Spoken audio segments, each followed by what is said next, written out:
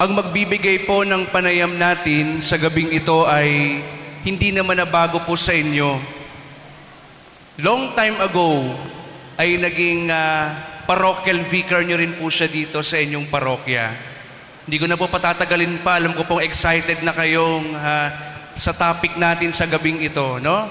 Ang magbibigay po ng panayam sa gabing ito ay ang aking parish priest sa aking home parish sa St. John Mary Vianney. At siya rin po ang chief exorcist ng ating Diocese of Antipolo.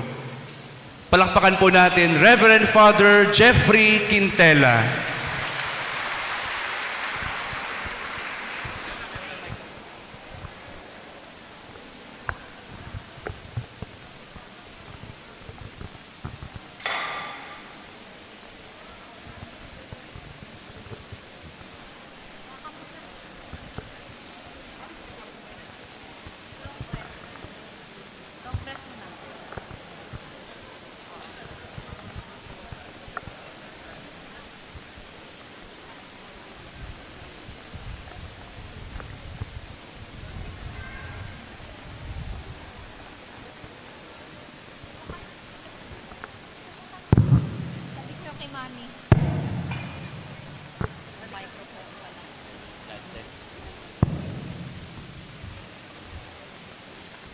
Gandang gabi po sa lahat.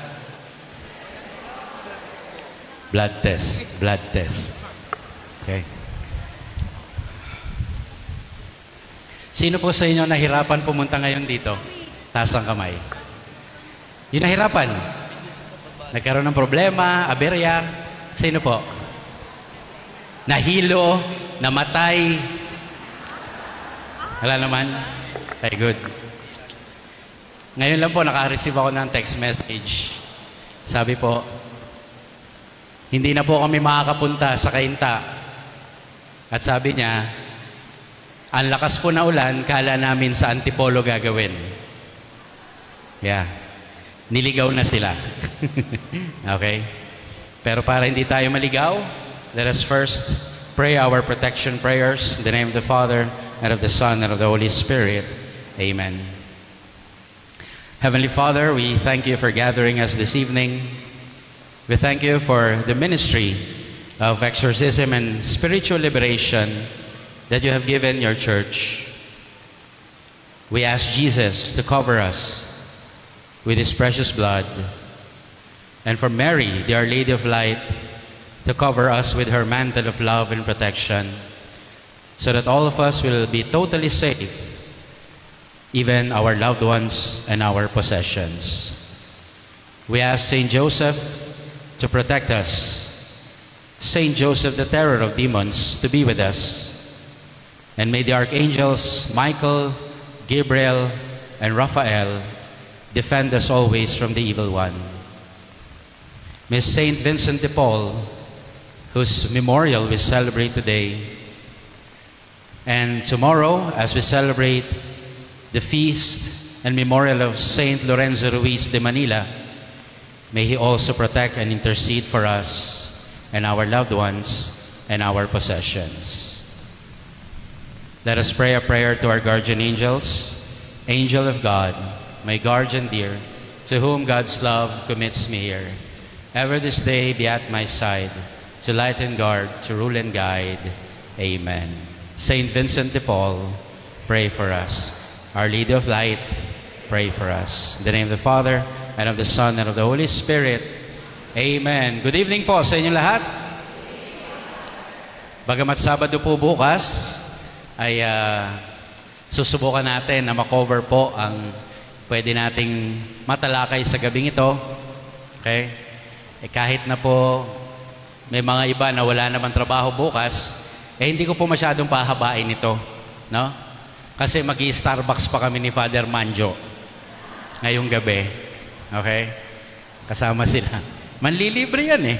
Di ba? Okay. Ang nakita nyo pong karatula para po kayo imbitahan dito ay exorcism. Tama po ba? Sa totoo lang po, front lang po iyon. Para lang umattend kayo. Pero sa totoo lang, hindi po iyon ang aking tatalakayin. front lang yon na about exorcism. Kasi ang tao, mas nasasabik sa mga bagay na ganito. Okay? Halimbawa, nilagay doon, ang topic natin ngayon, kademonyohan. Di ba masa atin kayo? Di ba? Pero sa totoo lamang po, ang binibigay kong lecture is about the power and the love of God for all of us, which is more or rather greater than any evil in the world. Amen? Amen. Kaya po, ang tunay na title po talaga nito ay spiritual warfare. Okay? Kaya po, tingnan natin ito Yan. At ano po ang spiritual warfare? Walang dating pag-English, no? Okay? Is a lifetime battle against the evil one. Tatandaan niyo po yan. Na lahat tayo, meron tayong laban o meron tayong pakikipagtunggali sa mundong ito. Okay? Kapag inaantok po yung katabi ninyo, sign yan na pinatutulog siya ng dyablo. Yeah, totoo yun. Kasi ayaw ng dyablo na makinig kayo sa akin. Tandaan nyo. Lalo na yung mga albularyo dito, umanda kayo. Patutulugin talaga kayo. Yung mga naniniwala sa tawas at lahat pa. Gagawin ang lahat ng kalaban para hindi kayo makapakinig. Nang sa gayon, hindi nyo malaman kung ano ang katotohanan. Kaya lumaban ho kayo, ha? Lalaban ba? Oy, makipagsuntukan kayo. Sige. Okay. So let's continue.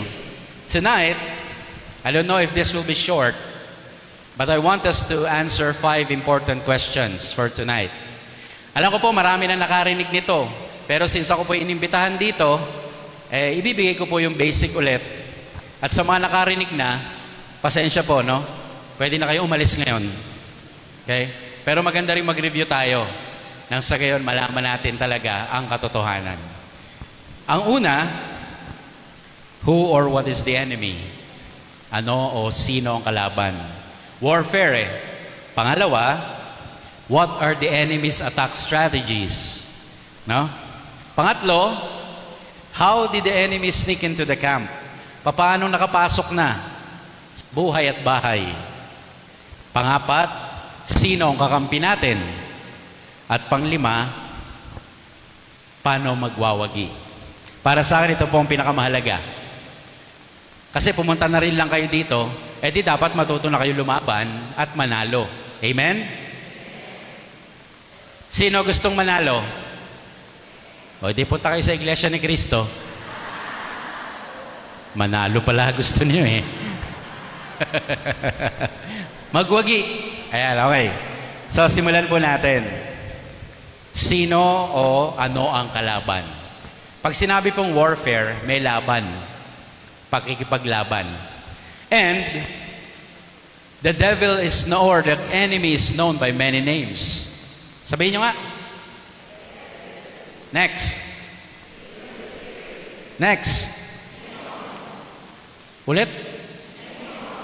Pronunciation. Demon. O sabihin nyo, demon and devil. Baliktad. Hindi po demon and devil, ha? Devil and demon. Next. Okay. So, yan po yung mga ginagamit na terms, ha? Kaya kung ano man ang gamitin ko dyan sa 4 na yan, alam nyo kung ano ang tinutukoy ko. Okay? So, pero meron pang isang katawagan sa kanila. At ito yung, nakikita ba nang nasa likod, yung mga slides? Tabingiro sa iba yun. Anyway, pakisabi nga po. Okay, fallen angels. Ibig sabihin, sa katuruan ng simbahan, sila po na mga kalaban natin ay dating mga anghel. Tandaan niyo yan, ha? Dating mga anghel. Sapagkat walang nilikha ang Diyos na masama. Lahat ng nilikha ng Diyos mabuti. Amen? Naniniwala kayo lahat ng nilikha ng Diyos mabuti? Tingnan nyo nga yung katabi nyo. O, sa maniwala kayo sa hindi, mabuti po yan. Dati. Ngayon, di na. Okay? Fallen angels.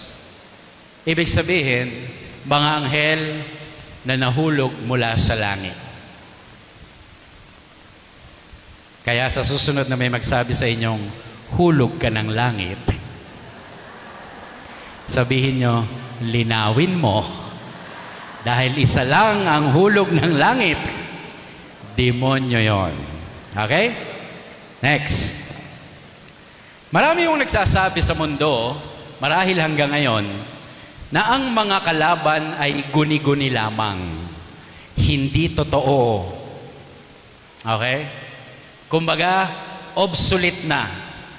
Dati lang yan.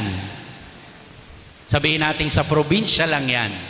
Eto, syudad, hindi na po yan uso rito. Kapag ganun ho ang sinasabi ng tao, ako bilang paring Katoliko, exorcist pa, naaawa po ako sa kanila. Bakit? Sapagkat pinasasaya nila ang diablo. Ha? Pinasasaya? Yes. You make the devil happy when you express your unbelief in them. Na ikaw na Katoliko ay hindi ka naniniwala sa diablo. Okay? So yun ang isa nilang kaligayahan. Pero bakit hindi ka maniniwala? Si Jesus mismo, sineryoso ang diablo sa Biblia. Sino naman tayo para hindi maniwala sa mga pinaniwalaan ni Jesus? Di ba? Tayo yung mga nilikha lamang. Hindi tayo Diyos. Pero si Jesus na perpekto, naniwala sa diablo at sineryoso niya ang demonyo. So what right do we have to say that the devil does not exist? Mali po yung kaisipan na yun, ha? Na hindi umiiral ang diablo. Sabi ni John Paul II, and I want you to look at this, if you do not believe in the devil, then you do not believe in the gospel. Oh, di ba? Kaya pasintabi sa mga hindi naniniwala, ha? Baka hindi ka Katoliko. If you believe in God, if you believe in the gospel, then you have to believe in the enemy of God. Amen? Sabi nga ni Father Amorth, the chief exorcist before of the Archdiocese of Rome, ito po yung binabanggit ko kanina. To succeed in making people believe that He doesn't exist, that is the triumph of the devil. That is the purpose of the devil. To succeed in making people or us believe that He doesn't exist. Now, do you believe now? Wala pa rin? Ulitin ko? Ulit? Father Manjo, pakilala mo uli ako. Naniniwala ba kayo? Sabihin nyo na malakas to. Basahin nyo. Ready, go! Yan, very good. Tingnan nyo katabi nyo. Yan. Hindi yan. Okay. What is the purpose of the fallen angels? Purpose. Meron silang pakay. Tandaan nyo yan, ha? Hindi po sila nandito lang dahil lang sa wala. May pakay sila. Una, to see as many human beings as possible join them in rebelling against God. Masaklap yan. Kaya wag na kayo magtaka kung bakit maraming tao ang ayaw na sa Diyos, ayaw sa simbahan, atheist, ayaw maniwala sa Diyos, tumalikod na sa Diyos, at talagang gusto na sa kalaban.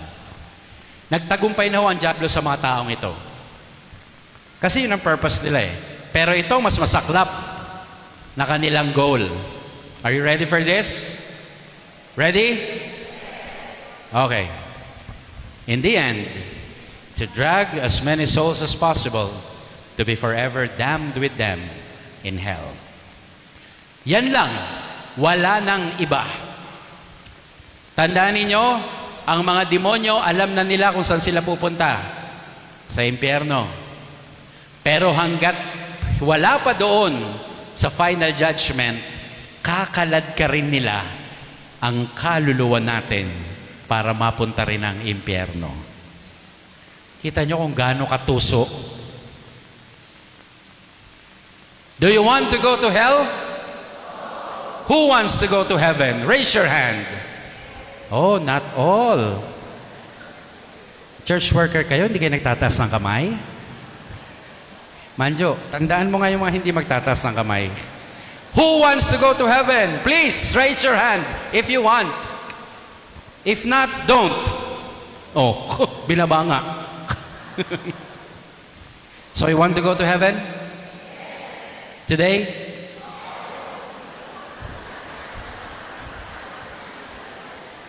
May nagno? Ulitin ko. Do you want to go to heaven? Now? Iba-iba sagot Bigyan ko yun ng tip. Later daw. Mga ano oras Bigyan ko kayo ng tip Sa tuwing tatanungin kayo kung gusto nyo mapunta ng langit. Yes. Pag sinabing now, say yes. I tell you, say yes. Okay? Pero bahala ang Diyos sa pagpapasya. Kasi maharaw kayo naniniwala sa mga pamahiin. Huwag ka magsalita ng ganyan. Kalokohan nyo, sira talaga ulo natin, Okay? Tsaka isa pa ako honestly. Kung ako tatanungin, gusto mo mapuntang langit? Yes. Now? Yes. You cannot compare life in heaven to life here. No, never. No. Kung sasabihin mo, Father, may inaalagaan pa ako. Tanong ko sa'yo, sino mas magaling mag-alaga? Diyos o ikaw? O di mamatay na yung iba? But you see the point? Did you get my point? Because this is our final goal, to get to heaven. And while we are here on earth, there is always a possibility that we will be tempted and we will go to hell. Do you get that? Kaya ako, kung sure sa langit, kahit ngayon, walang problema sa akin. Wala naman akong anak at asawa Diba? Nandun na naman ang nanay at tatay ko, pinaniniwalaan ko. Okay? Kung may parish man ako, bahala si Bishop doon. No? Saka ako, naniniwala ako, mas magaling mag-alaga ang Diyos sa ating lahat. Alam niyo po, nung pumasok ako sa seminaryo, 12 years old ako. Umalis na ako sa bahay. Pero mula noon sinabi ko, Lord, total kinuha mo ko para magpare, ikaw mag-alaga sa nanay at tatay ko. Tumupad naman ang Diyos sa usapan. Baka kung nasa bahay ako, maagang namatay si mama at papa dahil sa konsumisyon. Pero dahil mas magaling mag-alaga ang Diyos. No? Kaya ho kayo ngayon na nakikinig sa akin ngayon dito, remember this, you're doing something for the Lord. Now, you're doing something for the Lord. Don't worry. He will take care of the people at home. Kaya huwag niyo silang isipin ngayon. Dito lang ang isip. Huwag mong i-check kung natanggal na ba yung mga sinampay. Uulan Bahala si Lord sa bahay. Amen? Tsaka maniwala kahit sa hindi. Yung mga tao sa bahay, mas gustong wala kayo dun. Most common names of fallen angels. Common names. Bigay ko lang po mabilisan lang para hindi nyo ipangalan sa anak nyo. Okay? Asmodeus is one. Tingnan nyo lang. Belial is another. Mammon. Baka tinapay iniisip nyo Beelzebul is another. Leviathan. Lucifer and Satan. Ito po yung mga big time Yung iba maliliit lang yun. Yung pong unang 5, Belial, Beelzebul, Mammon, Leviathan, Asmodeus. Mga pusher lang ho yan. Si Satan at Lucifer, yan yung drug lord. Okay? So yan po yung mga common names. Pero marami pa pong pangalan, ha?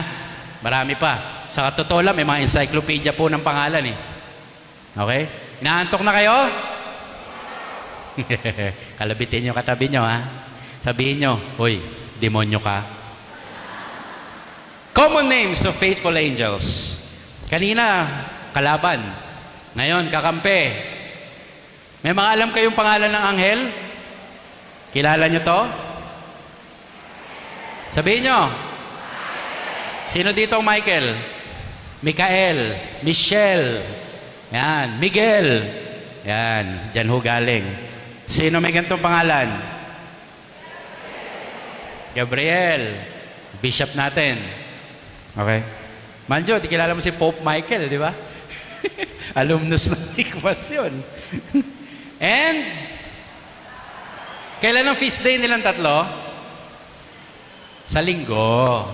Kaya lang, dahil linggo, set aside po yung kanilang feast day. Okay?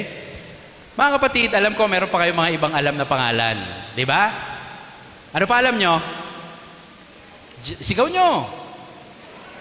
Sino nakakilala kay Jujel? Barakiel, Shalchel, Uriel. Okay. Kala nyo, very good kayo? Well, kalimutan nyo na yung apat pa. Inuulit ko, kalimutan nyo na yung apat pa.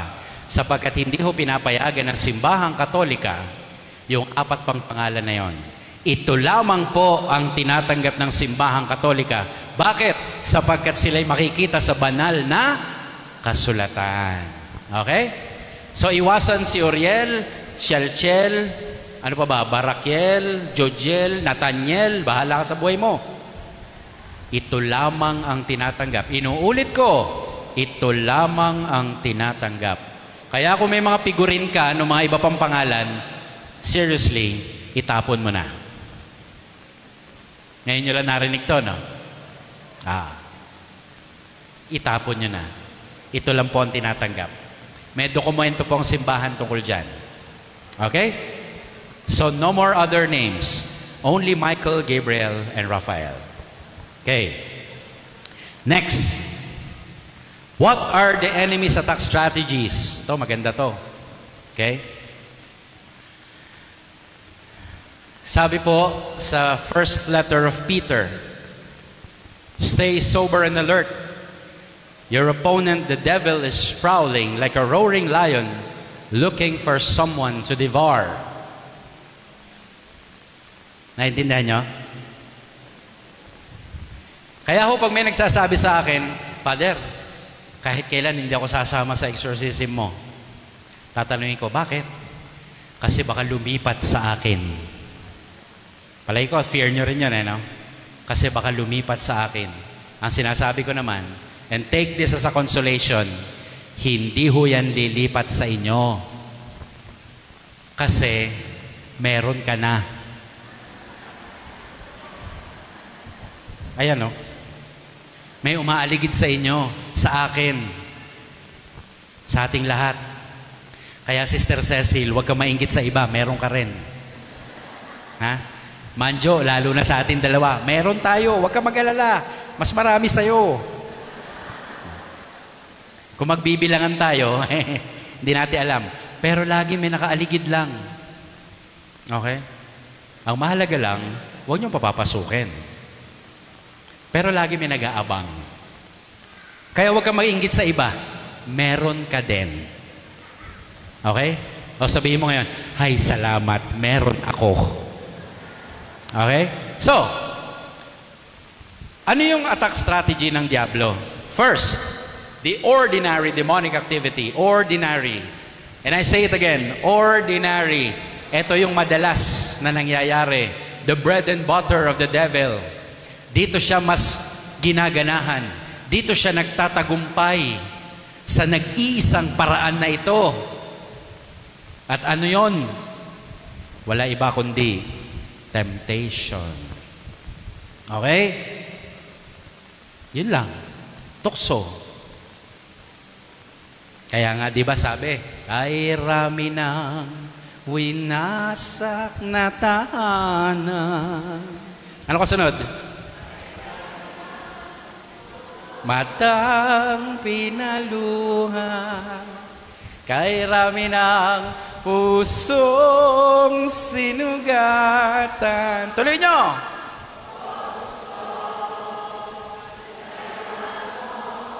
Naks, galing ah.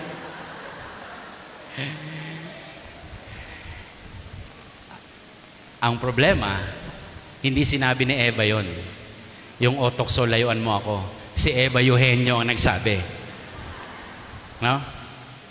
Pero ang tindi ng tukso, no? Bakit kaya mas maraming nahuhulog dyan? Bakit kaya ito ang bread and butter ng Diablo? Alam nyo kung bakit? Ito ang dahilan. Sapagkat ang tukso ay laging papunta sa maganda, masarap, madali. Ulitin nyo nga. Maganda, masarap, madali. Pag di yan maganda, hindi yan masarap, hindi yan madali, hindi yan tukso. Gets nyo? Kaya sa totoo lang, hindi ho nakakatakot ang demonyo. Hindi. Ang tukso, hindi yan masaklap, hindi yan pangit, hindi yan mahirap. Ito'y laging patungo sa maganda, masarap, madali. Okay?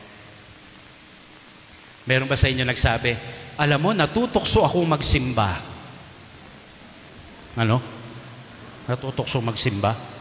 Natutokso ako magbigay ng abuloy. Hindi tukso yun, mahirap yun eh. Natukso ka bang pumunta rito? Hindi ah. Kasi mahirap to. Sarap kayong humilata na lang. Friday evening, manood na lang ng Netflix, o yung iba Viva Max. Di ba Calvin? Nasaan na yun?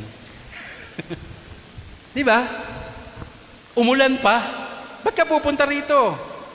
Mas masarap na nasa bahay. Gets mo? Maganda, masarap, madali. Natatandaan niyo yung 7 diablong binigay ko? Natatandaan niyo? Okay.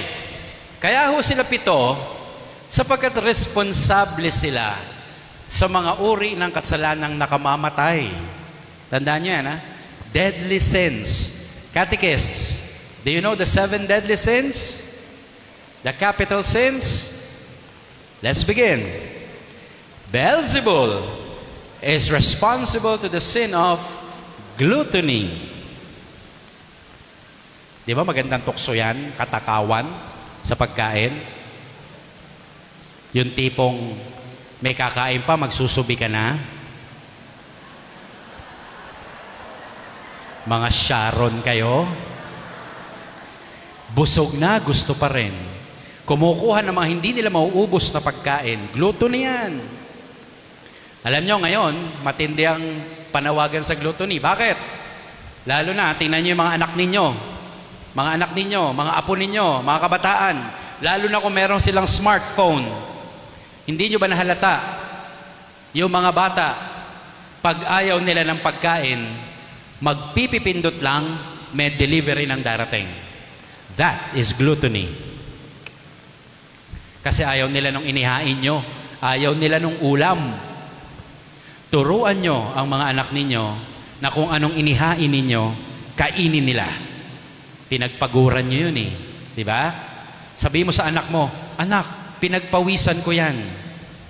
Sasabihin ng anak mo, ew, may pawis. Hindi. Gluttony yun. Yung ayaw mo na nakahain, maghahanap ka ng ibang ulam. Ha? Turuan ng mga anak. Huwag silang papaday kay Beelzebul. Magpapasko na naman. May mga potluck tayo sa mga ministries natin. Ano? Party. Tama? Yung iba dyan, gluttons talaga. Bakit? Magdadala ng 2 tilapia, mag-uuwi ng 3 bangus.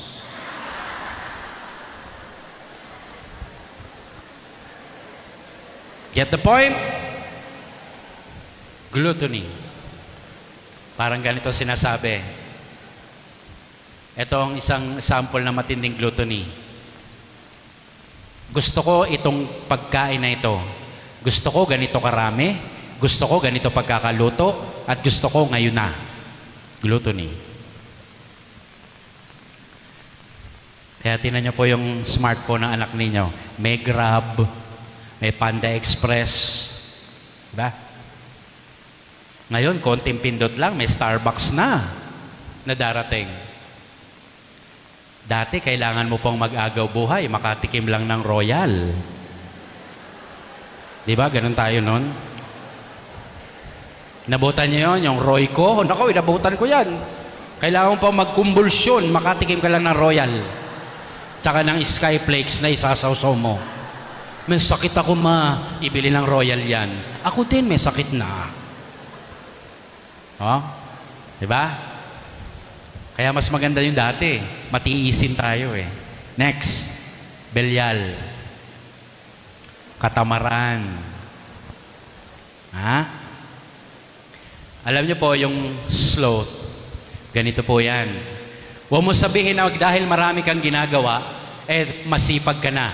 Ulitin ko, huwag mong sabihin na dahil marami kang ginagawa, masipag ka na. Bakit? Kasi pwede pa rin tinatamaan ka ng sloth kahit marami kang ginagawa. Paano yun, Father? Kasi itong definition ng sloth. Doing many things except for the one thing that you have to do at that moment. Nakuha niyo yung sloth? Marami kang ginagawa maliban dun sa dapat mong gawin sa oras na yon. Alam niyo yung mga anak ninyo, busy yan. Oo, mag-TikTok, mag-Facebook, mag-Instagram. Kayo rin, di ba? Minsan, busy kayong kapapanood ng telenovela. May ginagawa ako. Ang ginagawa mo, nanonood. Pero tingnan mo, ano ba yung dapat mong gawin? Pag ginawa mo na yung dapat mong gawin sa oras na yon, then you're not being lazy. Pero ito, nananawagan sa inyo, si Belial. Mga church workers, ha? Papalit ka na lang sa serve mo. Sabihin mo, may sakit ka.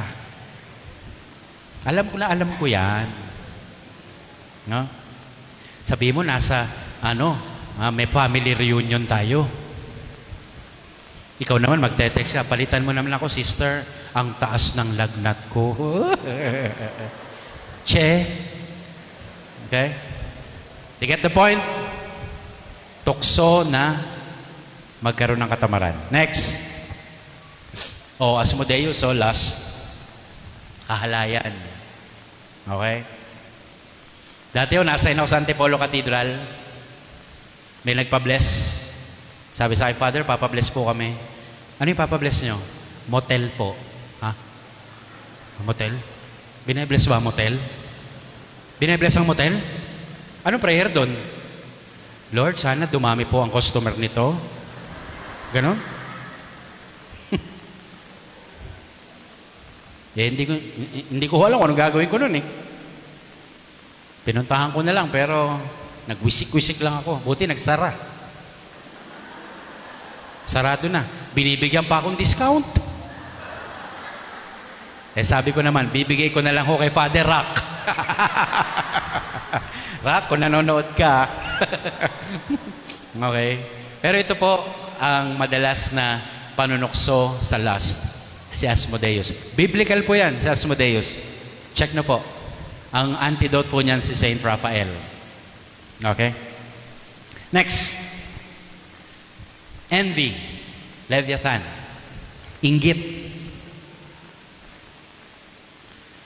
At naniniwala po kayo na sa simbahan, sa paglilingkod, sa parokya, walang lugar ang inggit. Naniniwala kayo? Tama. Alam ko na mahina sagot nyo. Kasi naiinggit din kayo. Mga haliparot kayo. Siya na naman ang pinansin ni Father. Bakit siya na naman ang naglektor sa fiesta? Mas mahaba ang airtime niya. Bakit pag online sila? Kasi nga pangit ka. Okay. Biro lang. Inggit.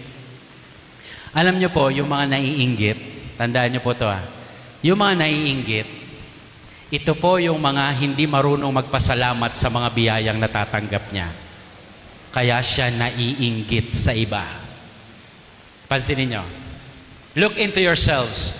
If you are envious of others, then maybe you lack gratitude. No? You lack gratitude in God. Baka hindi ka kasi kontento sa mga biyaya mo. Kaya sinisilip mo yung biyaya ng iba. Bakit siya meron? Ako wala. Nako, isipin mo, meron ka rin na wala siya.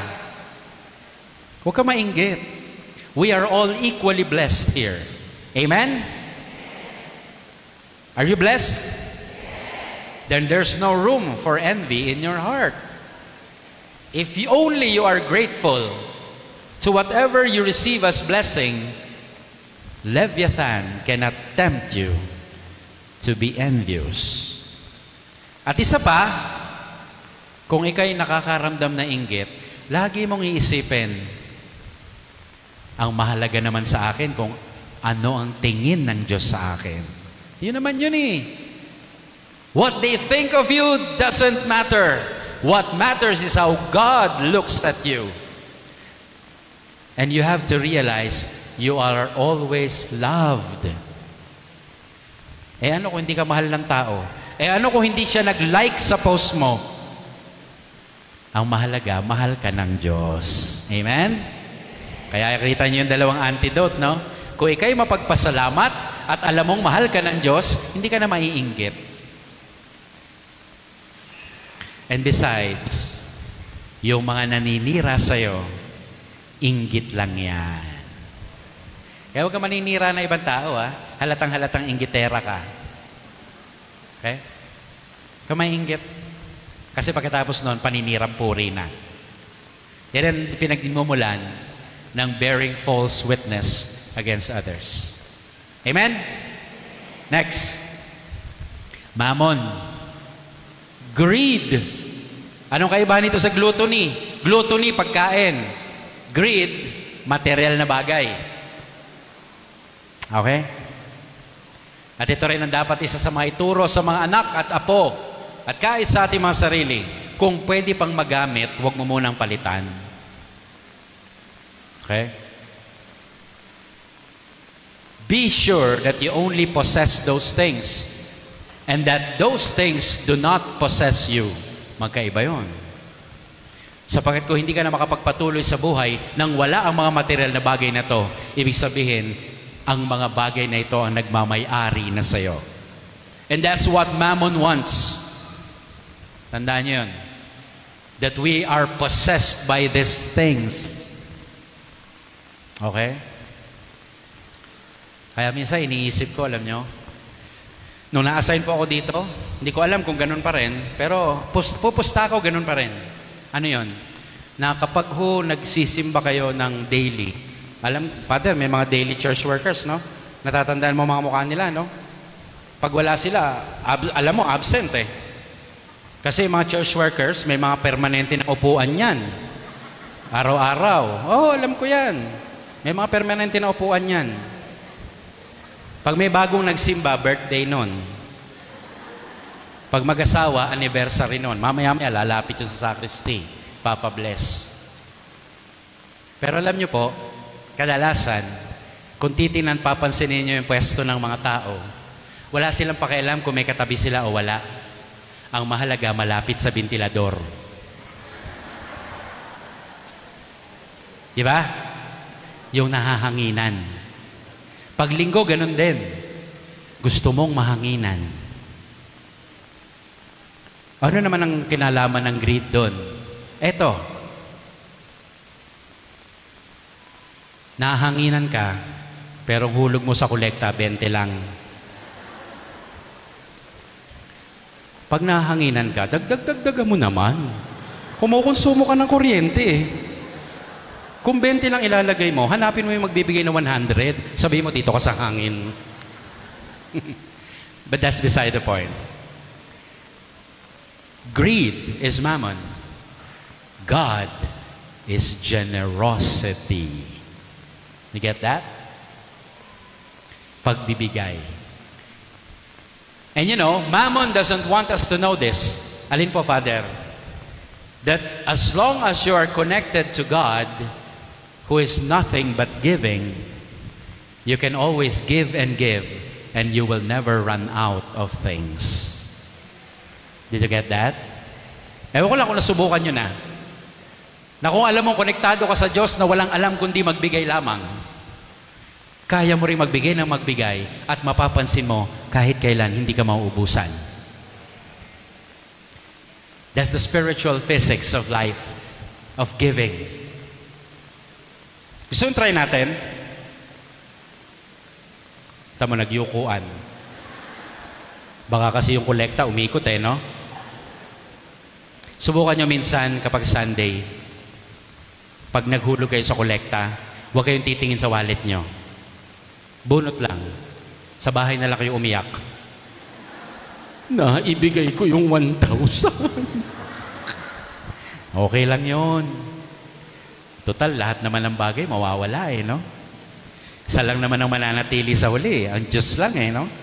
Si Jesus lang naman ang mahalaga At anumang bagay na naipon mo, anumang bagay na nabili mo, di mo naman pwedeng ipagmalakihan sa harap ng Diyos no? Magmamalaki ka sa Diyos na panghabang buhay, pinagmamalaki mo mga bagay na mauglalaho, ay mag-isip-isip ka. Tanga ka.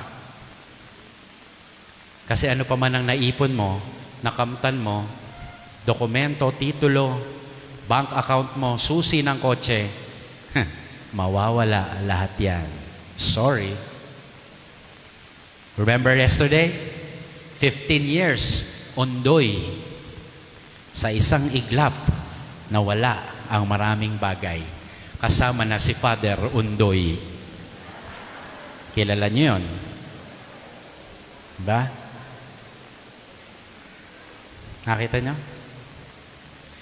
Kaya marami ka man damit na naipon, huwag mo ipagmamalaki. Sapagkat pag ikay binurol, isang terno lang kailangan mo. Get that?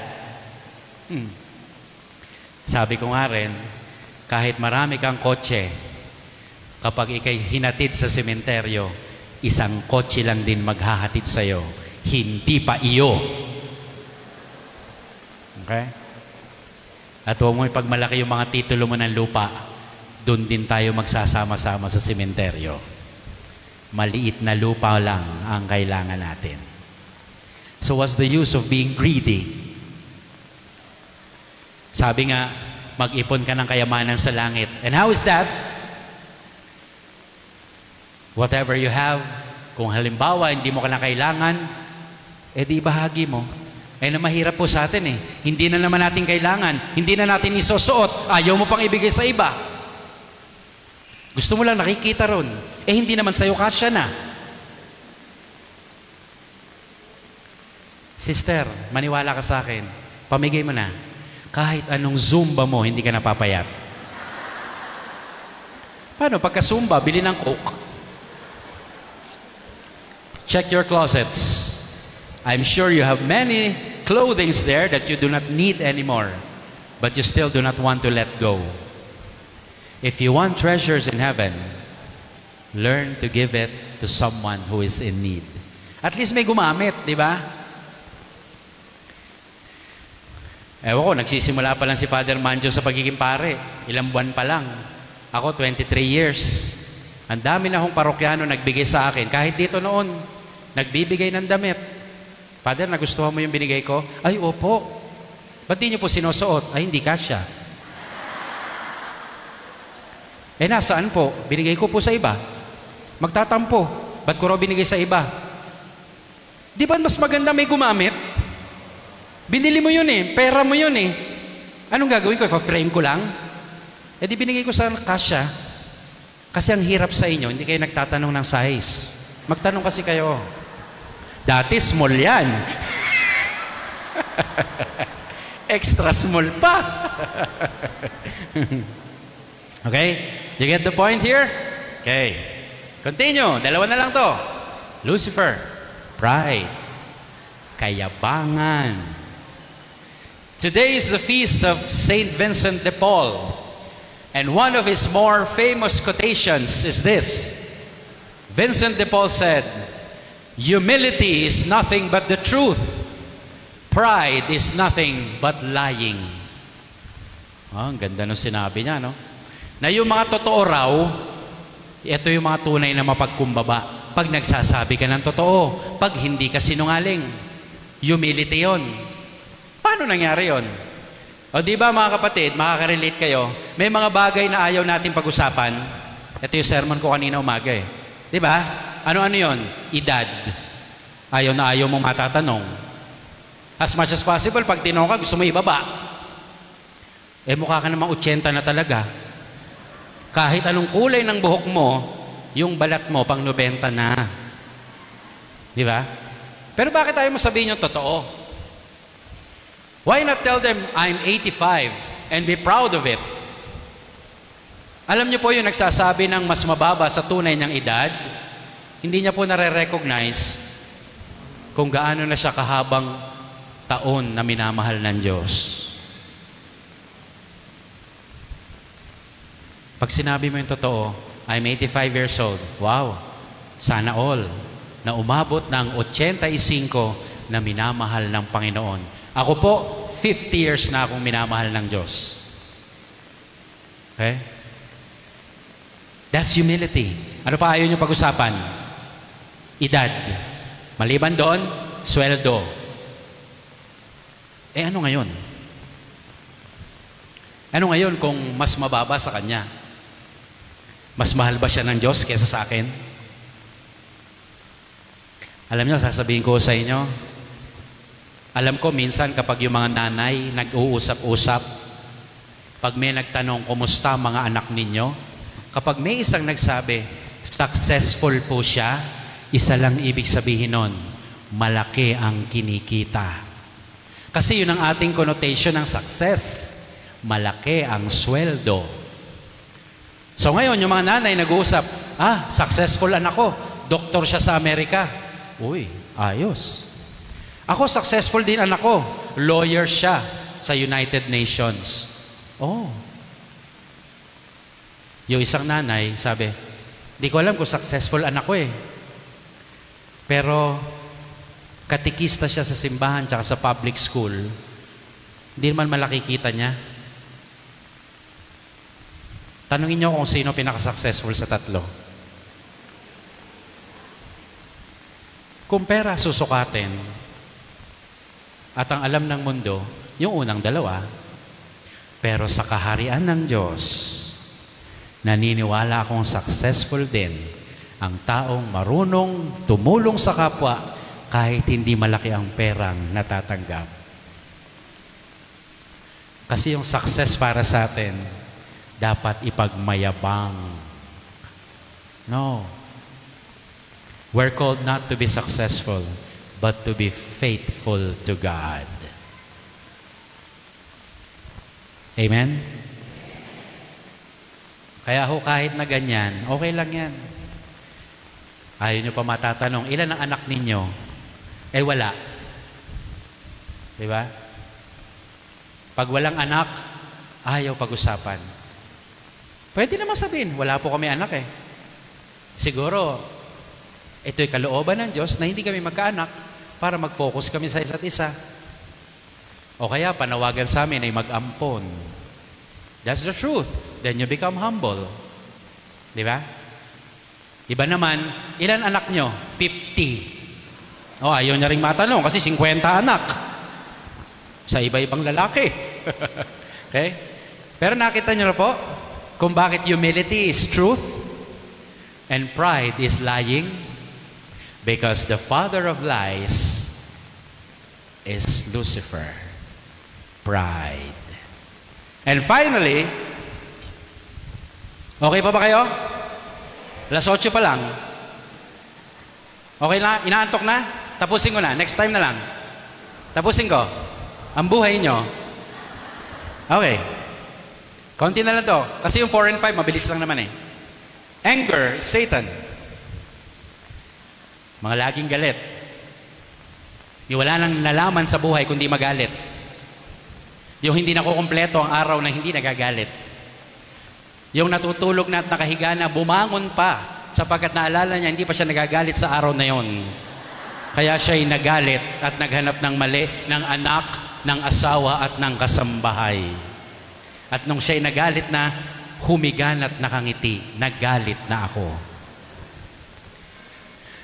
Alam niyo po, isa sa mga payo ko sa mga naglumalapit sa akin at sinasabing, Father, paano ba ako matutulungan sarili ko?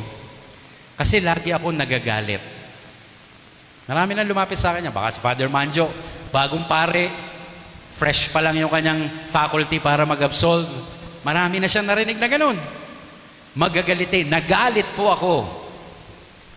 Ang isa sa mga payo ko ay ganito. Alam mo, may karapatan ka lang magalit kung ikaw mismo hindi ka nagkakamali. Isipin nyo lagi yon. Nagkakamali din naman kayo, di ba? Ba't ang tindi mo magalit? Bakit ang tindi mo magalit? Nagkakamali ka rin. Hindi ka rin perpekto. Kaya ang dapat lang nagagalit yung perpekto. Ha? Usapan? Pwede?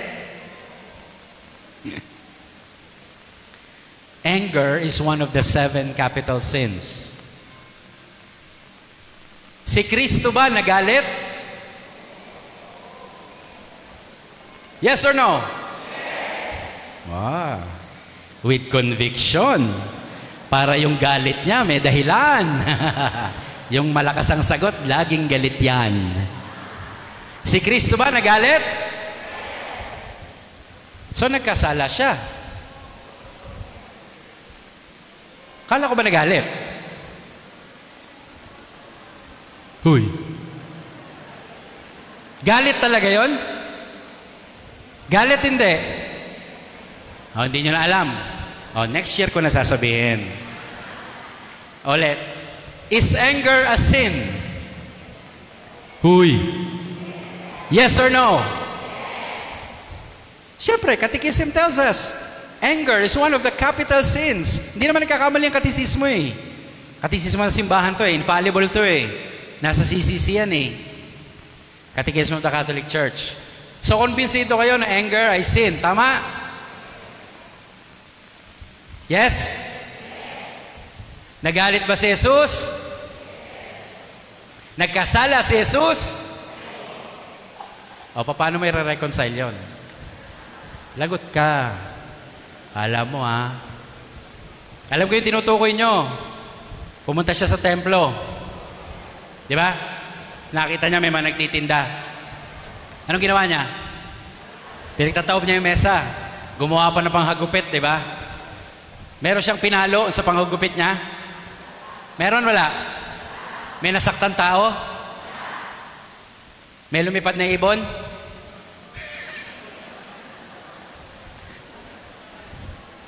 Galit ba yon? Ha? Galit? Is that anger? Okay, challenge. Kung makukuha nyo ang isang Bible na lang translation John, Jesus became angry, bibilin ko yung Bible nyo kahit magkano. You know what is written in the scriptures? Sabi doon, zeal for your house consumes me. Zeal for your house consumes me. Malasakit sa iyong templo ay nag-uumapaw sa akin. Ulitin ko, malasakit. Hindi po yun galit. Kaya ho kung kayo, mapagtaasan nyo ng boses ang isang tao dahil mahal ninyo at kayo nagmamalasakit, huwag nyo nang ikumpisal. Tatagal lang. Hahaba lang. Pero kung kayo nagalit dahil kailangan nyong maghiganti, manakit, pumatay, manira, yan, ikumpisal nyo. You get that? Anong tawag doon, Father? Well, take it from Saint Thomas Aquinas. Kahit po binanggit yung word na anger doon sa kanyang definition, here is what he really meant. Thomas Aquinas. What happened during that cleansing of the temple is called passion to set things right. Sabihin nyo nga. Kasi may kailangang ituwid. Di ba? Di ba ganun din kayo? Sa anak nyo, sa apo nyo, may kailangang ituwid. Kaya nga lagi nyo sinasabi, pinagalitan kita hindi dahil sa hindi kita mahal, kundi mahal na mahal kita. Amen? Yan. Ewan ko kung nasasabi nyo sa asawa nyo. Nagalit ako sa iyo, aking mister, sapagkat gusto kitang patayin. Baka ganon yung kabila, ano? Pag gano'n, kasalanan na yon. Okay? But you have passion to set things right. No? Then you're not sinning. Ito po ang tinutukoy na si Satanas nag-uudyok sa atin na tayo maghiganti, manakit, pumatay. Yan ang tunay na galit. Okay? Okay. Extraordinary demonic activity. Mabilis lang to. Kasi hindi naman talaga ito ang pinunta ko rito eh. Gusto ko maramdaman niyo yung pagmamahal ng Diyos sa atin. Extraordinary, 4. Infestation. Mga gumagalaw sa bahay na mga gamit. Extraordinary po yan. Diba? Infestation. Yung mga tumutunog na piano na wala namang tumutugtog. Gripong bumubukas mag-isa. Kadenang kinakaladkad. Yan. Ilaw na kumukurap. Pundido yon. Okay? Nandyan lang ngayon. Nalingat ka lang. Nawala na. Pero kung 500 yon, huwag mo isisi agad sa Diablo. Magnanakaw yon. Okay? Nag-guess niyo po? That's extraordinary demonic activity. Infestation. Sabihin nyo nga. Ang inaatake ng Diablo ay bahay, lugar, mga gamit, at mga hayop. Okay? Mga bahay, locations, lugar, yan, hayop, bagay. Okay? Yan ang inaatake ng Diablo. That's why, kung meron kayo nararamdaman sa bahay, infestation yon. Okay? Infestation. Pag meron kayo naaaninag, infestation. May nagpakita, infestation. Pero ito ang gusto ko sabihin sa inyo. Are you ready for this reality? Here it goes. Sa tuwing makakakita po kayo sa tahanan o saan man, halimbawa, namatayan kayo. Tapos sasabihin mo, alam mo, nagpakita siya sa akin dun sa kwarto. Di ba may mga ganong instances? Alam mo, naamoy ko yung pabango ni Lolo. Amoy alcampor. Yung kasi yung pinapahid niya. Kapag may mga nakita kayong ganyan, I tell you this, and this is the teaching of the Catholic Church, hindi po yan kaluluwa ng tao. Ulitin ko, huwag kayong matakot kasi hindi yan kaluluwa ng tao. Hindi po yan yung mga mahal nyo sa buhay. Kaya huwag kayong matakot. Ano po yun, Father? Simple lang, demonyo. Kinukuha nila ang anyo ng inyong mga mahal sa buhay para sa inyo'y magpakita. Huwag kayong palilin lang. Bakit? Sapagkat ang turo ng simbahan, kapag tayo'y namatay, ang kaluluwa natin, diretso na agad kung saan dapat pumunta. Langit, purgatorio, o impyerno. Agad-agad. Kaya hindi ho totoo yung mga ligaw na kaluluwa. Ghosts. Hindi totoo yan. Lahat yan, demonyo. Kinukuhang anyo ng ating mga mahal sa buhay. Ngayong alam nyo na, baka hindi na magpakita sa inyo. Kasi alam nyo na. Okay? Kayo papalin lang. Kahit na itsura niya yon, sabihin mo, hindi, diablo ka eh. Hindi ka totoo. Kasi hindi pababayaan ng Diyos ang isang kaluluwang aali-aligid. No. Lahat yan accounted. Kayo nakikita nyo sa bahay nyo, hindi mo lolo yun. Dito nga lang ho sa Pilipinas yun eh, di ba? Sa Amerika, pag mayroong paru-paro, wow, what a butterfly. Very good colors. Dito sa Pilipinas, uy, lolo mo yan, huwag mo nga anuhin. Ang mga kasiraan ng ulo natin, ano? Kaya nga yung isang kwento no? Yung isang nagpa-bless ng bahay, tinawag niya si Father. Pagdating doon sa bahay, sabi ng may-ari, Father, si Lola nagpapakita sa taas. Okay. Sabi ni Father, pamilyar tong bahay mo? Sabi ng may-ari, opo, kayo po nag-bless nito 3 months ago. Ganun ba? So nagpapakita si Lola mo after 3 months nung binless natin? Opo. Tinanong ni Father yung may-ari, magkano ba yung stipend na binigay mo sa akin nun? Father, 300 po. Good for 3 months lang talaga yon.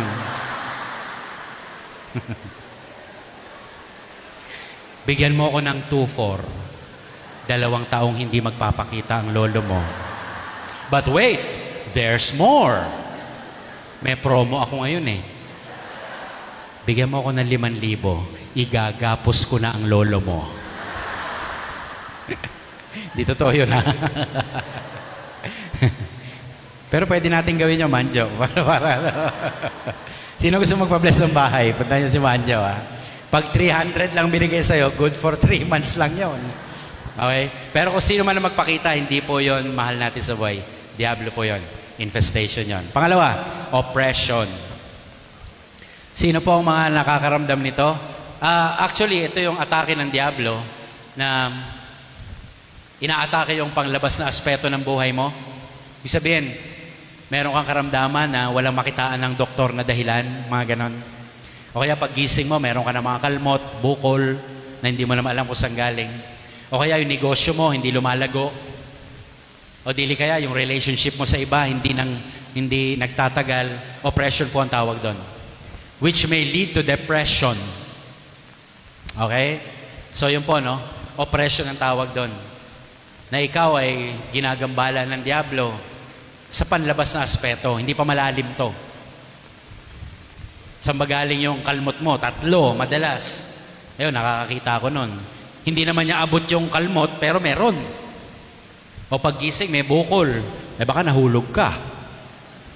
Okay? Mga ganong tipo. Oppression. Hindi ko masyadong palalalimin kasi napaka-rare din itong mga bagay nito. Obsession, mas malalim ng konti. Okay? Kung yung oppression, yung panlabas na aspeto, ito naman yung loob. Nandito rin yung nagkakaroon ka na ng depression nga, frustration, natutulala ka na, at ang pinakamatindi, may mga naririnig ka ng bulong sa sarili mo. Obsession yon. May nagkaroon ako ng ganitong pasyente, no? Na-obsess, kasi ang bulong niya naririnig, saksakin daw niya yung anak niya at gilitan ng leeg. Sabi ko, anong ginawa mo? Minsan parang gusto ko nang gawin buti na lang, nagpa-pray over. Okay? Obsession. From within. But the worst that the devil can do to the person is possession. Okay? Napaka-rare. Very rare. Siguro 5%. But it happens. At ito po ang gusto ko pong linawin sa inyo para po mas maintindihan ninyo kasi mas mahalaga to. Only the devil can possess the body of a person. I repeat, only the devil can possess the body of a person. The Blessed Virgin Mary, Jesus Christ, and the other saints, and even the angels, they do not possess people.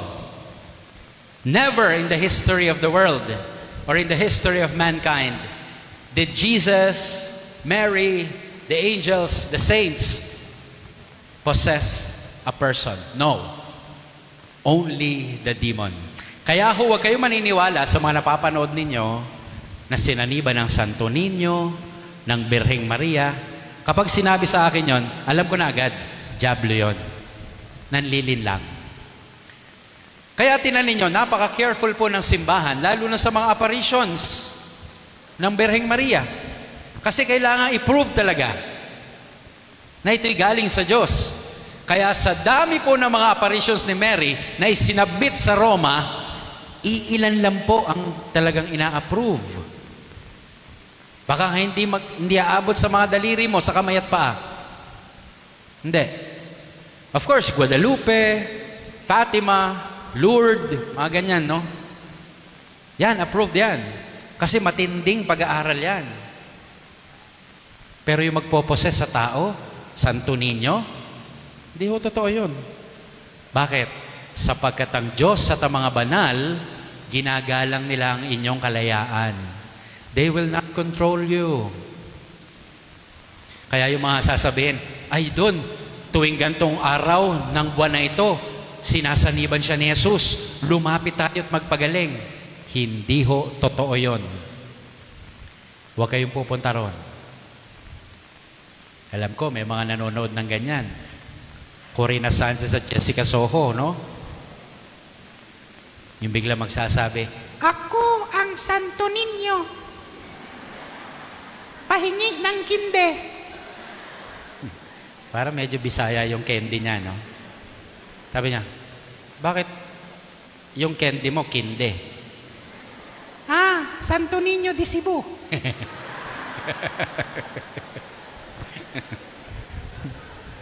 Okay?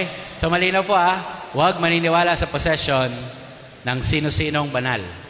Only the demon can possess. Amen? Okay. Ngayon, number 3. Ano sa ba? 8:17 lang. Grabe naman. Di ba natin pwedeng fast forward? Inom lang ako.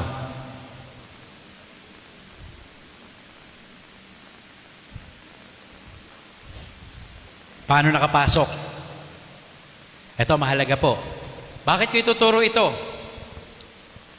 Nang sa gayon, hindi nyo na maulit kung ano yung mga nagawa ninyo, kaya kayo ay na-afflict ng kalaban. Sige na, kunin mo na yung baso.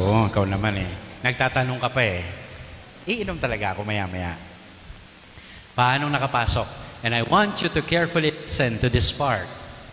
Yung 4 and 5, huwag kayong mag-alala, mabilis na lang yon. Tuloy-tuloy lang tayo sa 4 and 5. Pero ito, concentrate tayo. Bakit? Sapagkat nais kong ituro sa inyo na Diyos lamang ay sapat na sa buhay. Ulitin ko, Diyos lamang ay sapat na sa buhay. Huwag kang aasa sa ibang kapangyarihan maliban sa kapangyarihan ng Diyos. Amen? Okay. Paano nakapasok? Ang unang dahilan, kasi nga, inimbitahan mo. Father, inimbitahan? Opo, inimbitahan mo. Pero may natatandaan ka bang pagkakataon na sinulatan mo si Satanas at si Lucifer, invited ka, Please come to my home at this time. RSVP. Di ba wala? Bakit hindi wala kang naaalalang ganon? Sapagkat ang pagpasok ng kalaban, sikretohan lang.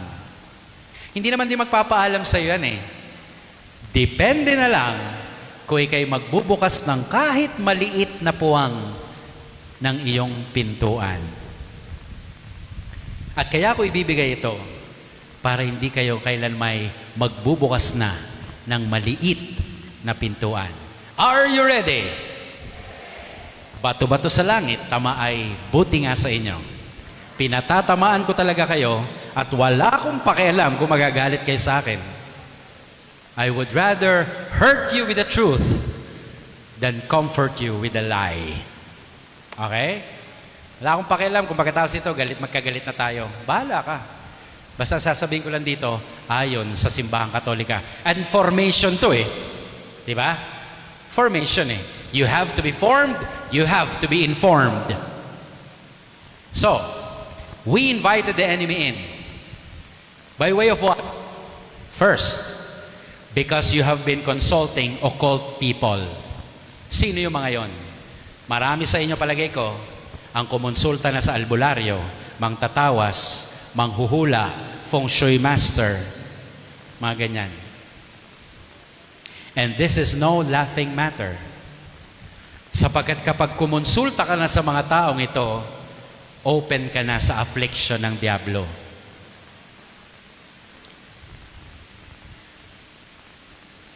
Father Manjo, Hindi ka occult person. Pero siguro sasang-ayon ka sa akin na hindi masyadong marami ang ikinukumpisal na sila'y nagpatawas. Kasi hindi nila alam na ito'y mali. Kala nila okay lang. Ano madalas ang kinukumpisal? Ayan, nangupit, nangurot, nanadyak. Nagalit po ako. Pero yung nagpatawas, nagpaalbularyo, hindi nila ikukumpisal yan. Kasi ang bulong ng dyablo, okay lang yun. Kita nyo kung gaano katuso ang dyablo? Hindi nyo ikukumpisal yan. But do you know that is against the first commandment? Yung mga kabataan dito na babae baka kayo magpahula. Occult person yon. Patawas. Wag na wag. Okay?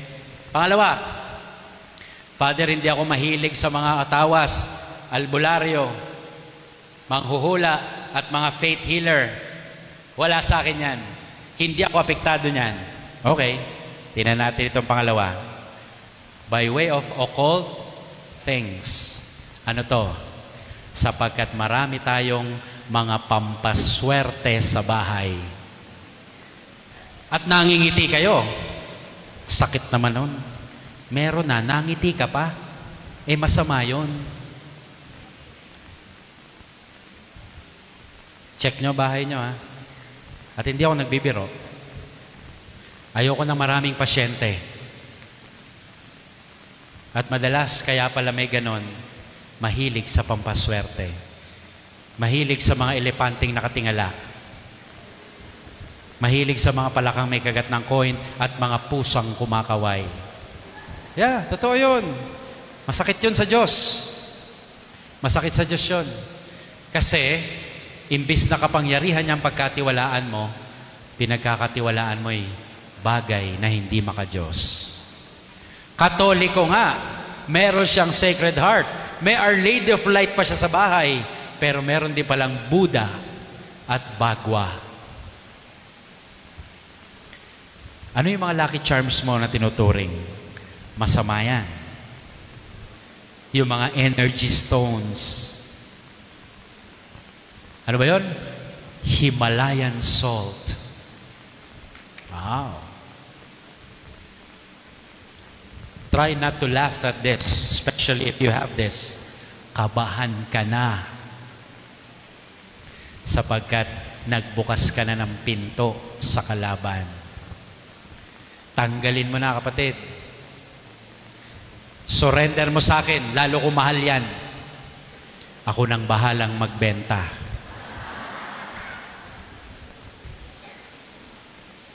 Higit sa lahat, ikumpisal mo. Kasi kawalan ho ng tiwala ito sa Diyos Insulto sa Diyos yun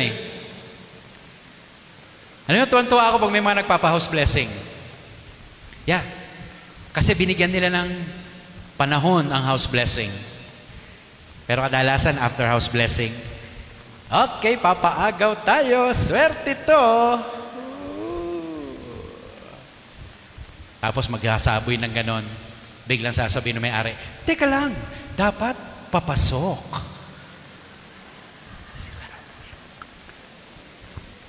Tinawag muna ang Diyos, tapos biglang meron namang ganyan. Pampaswerte daw. Pag ako nag-bless ng bahay nyo at nagsaboy ka ng pera, binuksan mo uli ang bahay mo sa diablo. Wala na akong magagawa ron.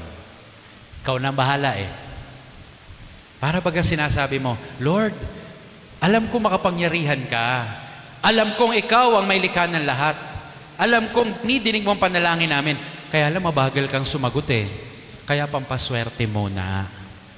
Ay, kakahiya. Magpabagong taon na naman. Alam ko, marami kayong mga ilalagay na naman. 12 bilog. Pero galing sa misa yon, magsisimba yon. Pero pag uwi ng bahay, nakompleto mo 12 prutas na bilog. Ay, teka lang. Alam ko nasa isip nyo. Nababasa ko eh. Ano? Father, wala namang mawawala. Sira ulo ka uli. Bakit? May nawawala. At ang nawawala ay ang pinakamahalaga pa. Ano yon? Yung iyong buong-buong pagtitiwala sa Diyos lamang. Yon ang nawawala. Kaya mo sabihin wala namang mawawala. Bulong din sa'yo ng dyablo yon. Gawin mo na, wala namang mawawala. Next, occult places. Mga lugar kung saan naglaro ng Ouija board, spirit of the glass, abortion clinics, mga ganyan tipo. Yung mga kung saan nagpapat session ng mga addict, occult places yan. Places kung saan may binarel, may pinatay, may ni-rape. Yan. They become occult places. Why? Because the devil remains in that place after the sin was committed. Kaya ho ang ilang lugar, ine-exercise, bine-bless. Kaya ingat ho sa pagbili ng bahay. Bakit kaya murang binenta? Magduda ka na. May nangyari doon. Ako ho, may nakaschedule ako, no? Meron akong pupuntahan. Mabigat-bigat. Meron nagpakamatay. Okay? Sabi ko, kapag inano ko na yung bahay, in-exercise ko, walang sasama sa akin. Ako lang at yung mga team sapagkat i-insensohan ko.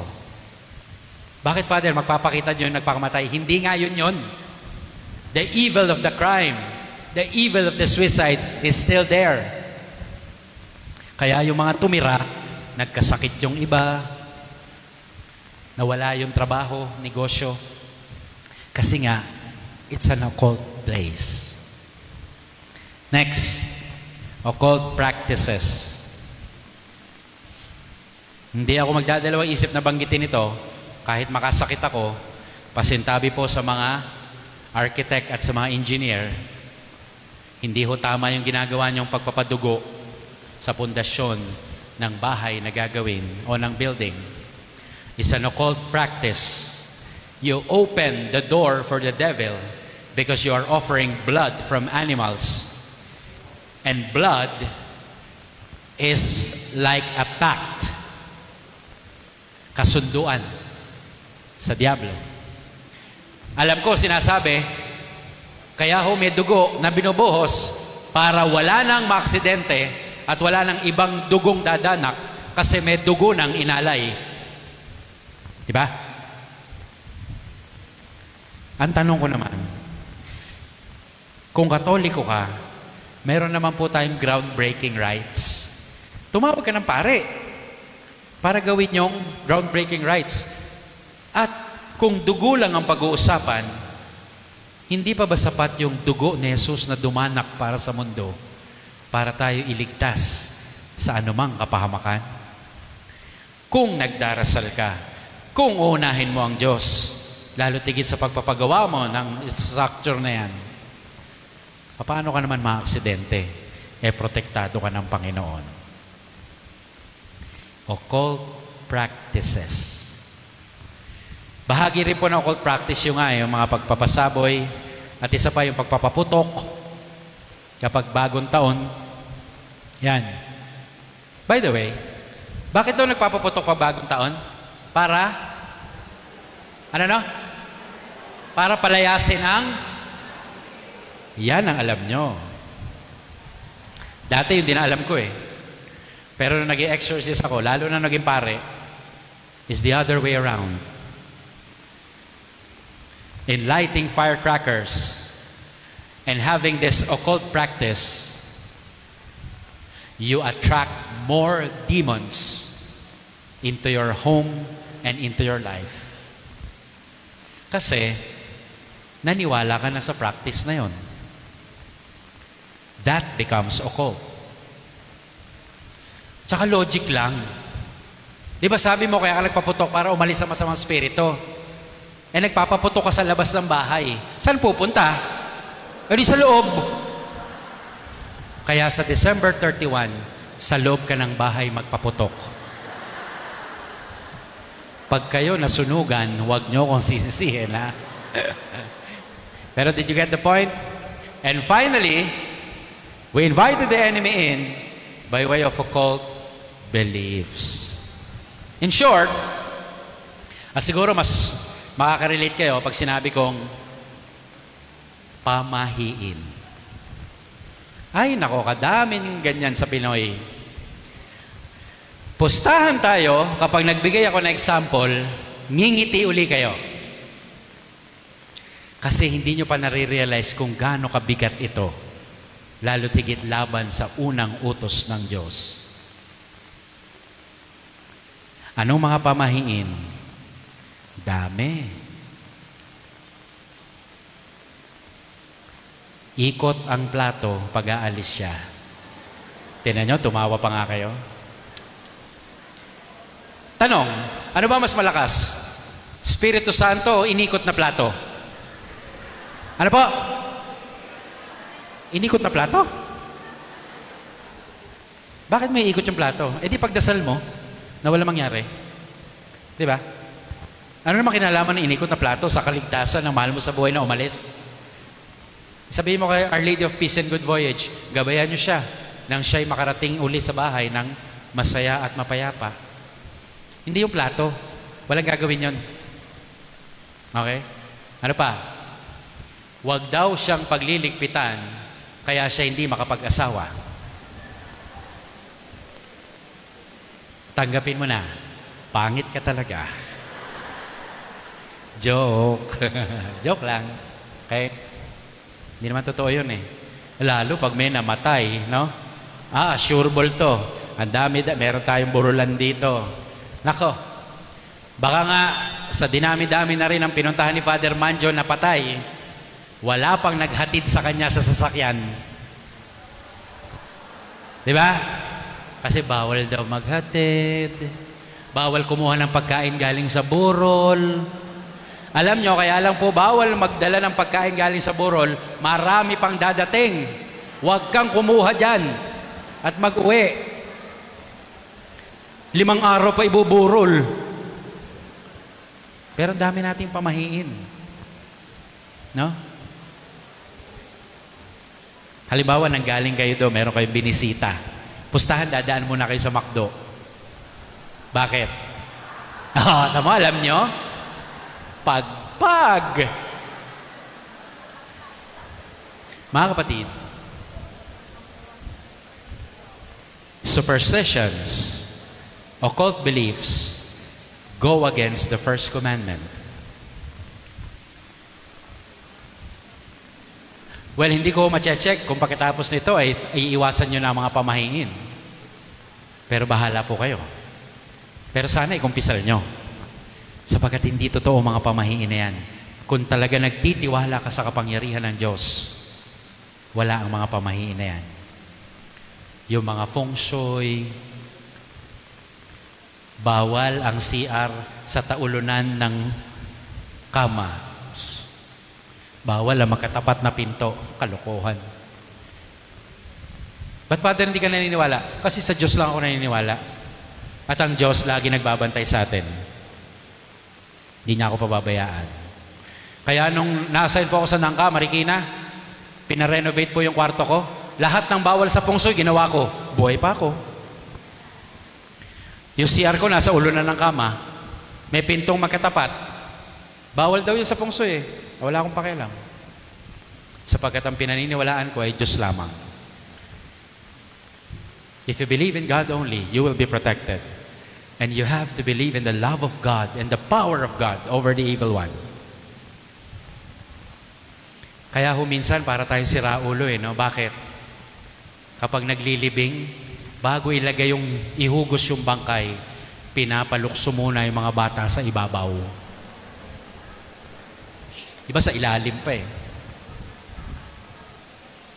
Sabi sa akin ng isang funeral coordinator, kasi sumunod ako hanggang sa sementeryo eh. Kaibigan ko kasi yung tatay ng kaibigan ko namatay. So pagdating po namin doon, I gave the last prayers.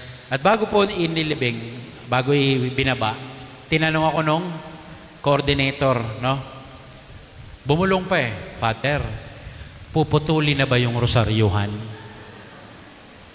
Sabi ko, bakit po? Kasi parang wala nang sumunod. Sabi ko, imposible naman walang sumunod dyan. May susunod talaga dyan. Anong gusto mo? Yung mga kamag-anak, 300 years old na? Hindi pa rin nasusundan? Kapuputol mo ng rosaryuhan? Sabi ko sa kanya, alam mo yung trabaho mo okay sana, pero huwag ka maniwala ron. Sapagkat hindi totoo yun. Ewan ko kung natuto siya. Pero pamahiin yun eh. No? Well, it's up to you. Take it or leave it. But what I am saying is this. Kapag ginawa nyo ito, prone na kayo sa affliction ng diablo. And that's a good news for you. If you continue to do this. Take it or leave it. Ang mahalaga, pinaalam ko sa inyo ngayon. Okay? At pangalawa, huli, sa number 3, hindi mo man inimbitahan, pinadala naman sa'yo. At ang mga tinatablan ay yung dati ng open dahil siya'y nagpapasok sa diablo. Kita niyo yung connectedness? Dahil ikaw ay nag-imbita, naging bukas ka, anuman ngayon ang ipadala sa'yo, tatamaan ka. Now you are prone to any demon that will be sent to you. Papaano yon? By way of what? Witchcraft. And there are people in this world, in this country, in this part of the Philippines, in our diocese, na may mga kakayahang mangkulam. Kumain na kayo? Anong kulam nyo? Ulam ba yan? So ingat po sa mga makakalaban ha. Baka may kakayahan sa witchcraft. Tapos hindi kayo protected. Tapos kamata ka. Dapat protected ha. Father, paano po ipoprotektahan sarili ko? Ay, madaling-madali lang. Naniwala kayo, madaling-madali lang. Naniniwala kayo, madali lang? Ha? Father, paano ko po protektahan sarili ko? Dalawa lang. Are you listening? Magsimba ka at mangumunyon at mangumpisal ka. Ay, ayoko na. Well, take it or leave it. Kaya ako bilang exorcist, nangungumpisal ako at least buwan-buwan. That's my protection. Nagmimisa naman ako araw-araw halos. Minsan nakakaligtaan ko eh. Lalo pag nasa bakasyon, di ko nadala yung maskit ko. Okay? But you have to be protected. Go to confession. Go to Mass. Receive communion. Say your daily prayers. Protect yourselves. That's it. Simple lang, no? Simple nga ba?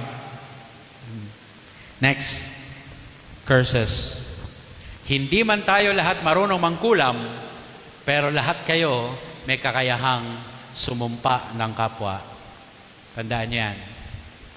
You can curse anyone, but you should not do that because it's like sending the devil to the person. And once the person is not protected, they will be hit by the curse. But, listen carefully. If you curse someone and that someone is protected, your curse will go back to you. Either way, protected man siya o hindi, tatamaan ka rin. Doble nga lang pag protektado siya. Kaya yung mga simpleng sasabihin mo, mamatay ka na sana, that's a curse. Bawiin mo yon. Sa harap ng Adoration Chapel, pumunta ka ron. Sabihin mo, Lord, binabawi ko na yung binitawan ko salita. in front of the Blessed Sacrament. Binabawi ko na po. Lalo't higit, kung ang curse ay nangyari sa loob ng pamilya, mas mabilis, mas masama, at doble pa. Don't curse a family member. It is double, worse, faster. Kaya yung mga nanay, nagalit sa anak, isinumpa, nako, matinding tama yon. Kapatid sa kapatid, matinding tama yon. At naniniwala ba kayo?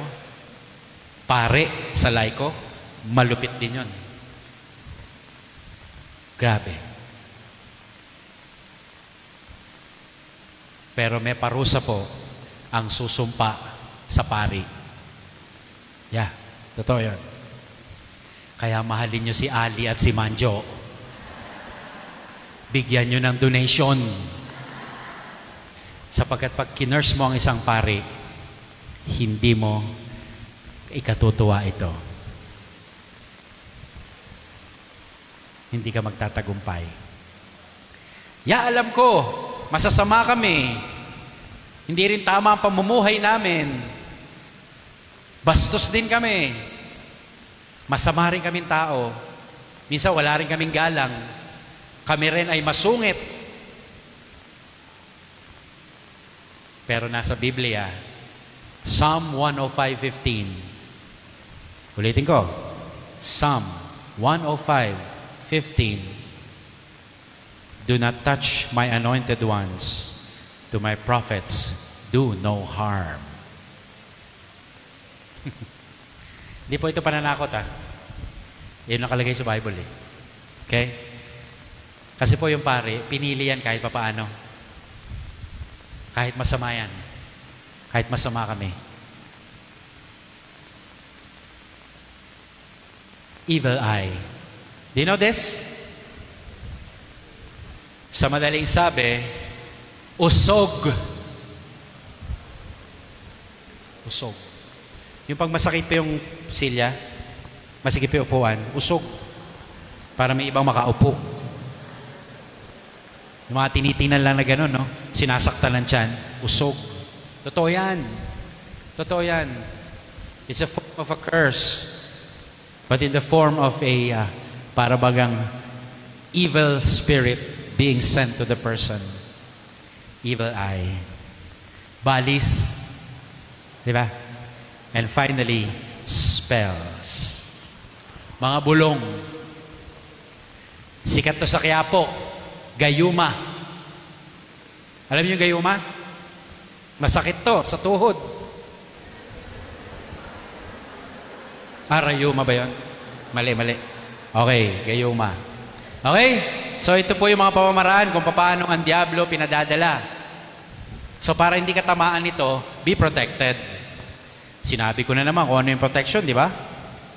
Pananalangin, pangungumpisal, pagsisimba, pangungumunyon, tsaka maging mabait ka sa kapwa. Okay? Hindi ka tatablan. Pag tinablan ka, baka kasi kung ano ginagawa mo. Now, tapusin na natin. Hindi na ako aabot ng 12. Sino mga kakampi? Kailangan malaman nyo ang mga tatakbuhan natin sa spiritual warfare na ito para alam nyo kung sino ang ating mga talagang pwede maging pananggalang laban sa kalaban. Of course, una-una na sa lahat, yung commander natin sa laban na ito, no other than Jesus Christ. Okay? Our Master. The name of Jesus, so powerful, right? Amen? Okay. Next, I promise myself that I will never fight the devil again without this. Inom lang.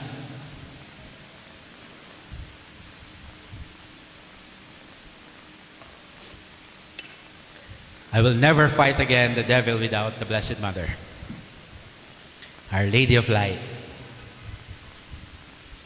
Okay? Takot ang diablo kay Maria. Tandaan niyo yan.